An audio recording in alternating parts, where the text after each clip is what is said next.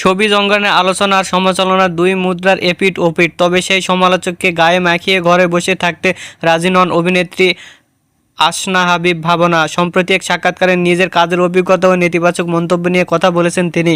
উপস্থাপনার নতুন অভিজ্ঞতায় দর্শকদের মিশ্র প্রতিক্রিয়া প্রসঙ্গে ভাবনা বলেন, না আমি প্রস্তুত ছিলাম না, কারণ আমি তো জানি না যে আসলে কিভাবে মানুষ রিয়্যাক্ট করবে।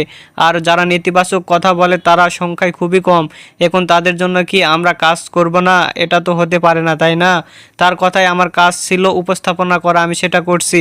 এখন 2% মানুষ বাজে কথা তো বলবে, আপনি কাউকে খুশি করতে পারবেন না 100%, রাইট? তো তার জন্য কি আমি বাসায় বসে থাকবো? আমি একটা নতুন কাজ এক্সপেরিয়েন্স করব না? অফকোর্স আমি করব। এসব কথা বলে তিনি সমালোচকদের জবাব দেন।